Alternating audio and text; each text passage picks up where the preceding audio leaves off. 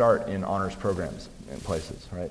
They emphasize specific culture and pedagogical and expectations of its constituencies, including things like learning for the sake of learning, critical thinking, diversity, being student-centered, experiential, rewarding academic achievement, persistence, and ethical behavior, things like that. I got this one in an email just this past week from one of the past presidents of NCHC, and I really like what it says because it says it more clearly than I do, right?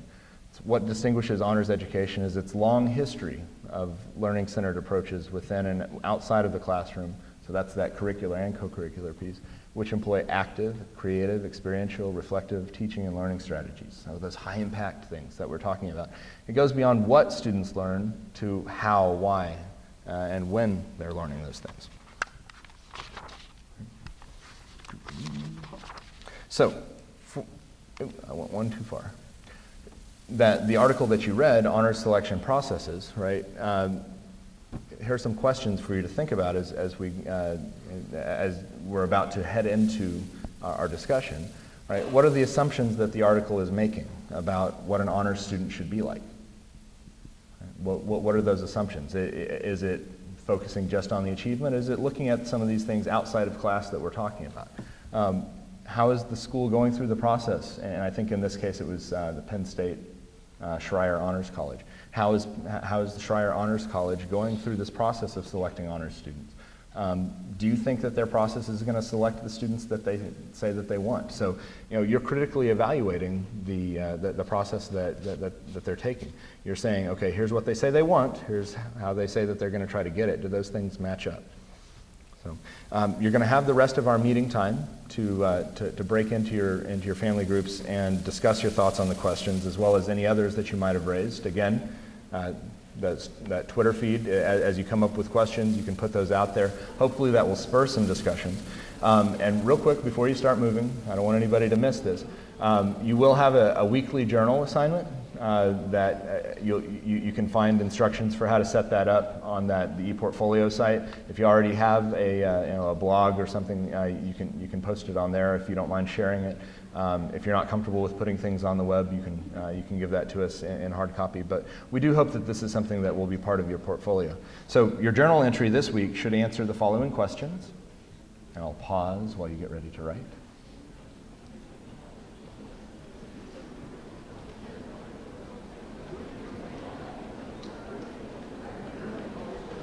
So the questions that you should be answering in your journal entry this week, if you were in charge of selecting honors students, what would be the most important characteristic that you'd look for? And yes, I'm asking for a characteristic, right? I'm asking you to do the hard part of choosing one. What's the most important thing that you would select for? And how would you evaluate that characteristic in an application process, right? You don't have to be limited to the way that we did our application process. If you think of a different way that you might try, you can write about that. But think about what the implications are too. I would love to be able to interview every person that applies to honors. That was over 1,800 people this last year. That's probably not possible. So think about those implications. With that, we're going to let you break off into your groups, and I think we're going to get a live Twitter feed of these hashtags. So as you post these questions, you can talk about them in your groups. Thank you very much.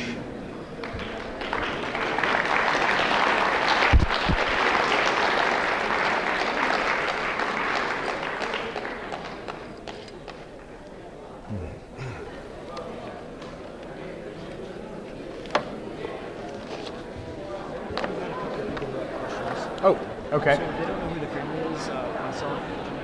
Howdy.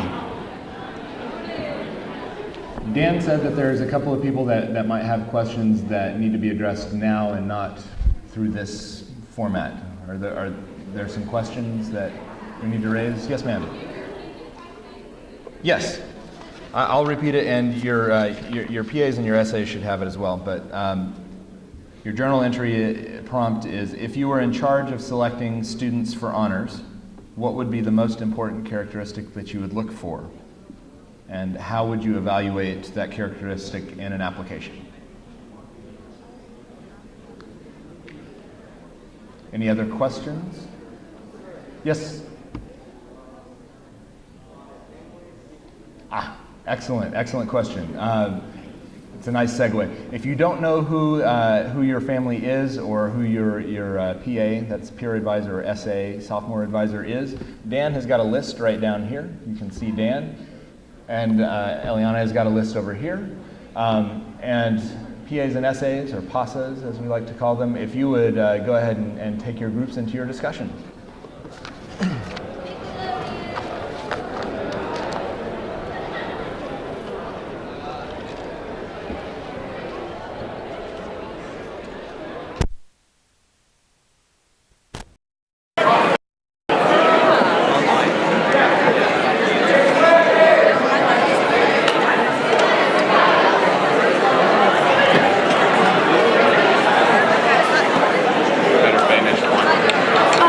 Do we turn in those journal entries?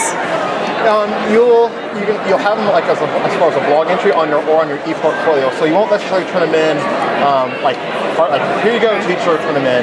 You're kind of like be spot checking them. It's a So we need piece. to we type them and put them on the internet. Correct. Okay. I don't know how to. Okay.